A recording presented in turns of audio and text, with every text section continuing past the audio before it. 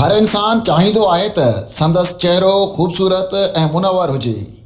चेहरे जी ख़ूबसूरतीअ लाइ मर्द तोड़े औरतूं मुख़्तलिफ़ क्रीम लॻाईंदियूं आहिनि।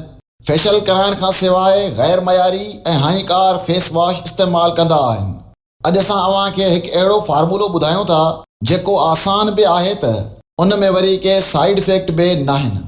जेकॾहिं अव्हां पंहिंजे चेहरे खे साफ़ ऐं ख़ूबसूरत बणाइणु चाहियो था त अव्हां एलोवेरा, जंहिंखे सिंधीअ में कुंवार ॿूटी कोठबो आहे, जो इस्तेमालु करे सघो था।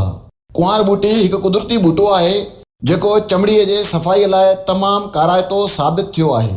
एलोवेरा विटामिन ऐं मादनियात सां मालामाल आहे जेको तव्हांजे चमड़ीअ खे चमकंदड़ बणाइण में मदद करे थो।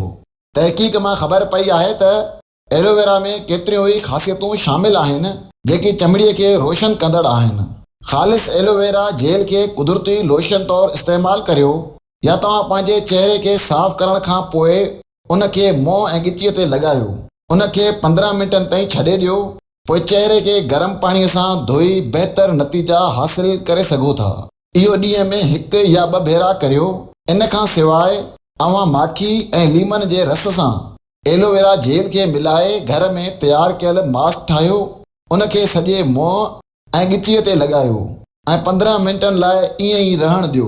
पोइ उन खे घटि गरम पाणीअ सां धोई छॾियो। बहितरीन नतीजा हासिल करण लाइ इहो अमल हफ़्ते में 1 भेरो या 2 भेरा बि करे सघो था।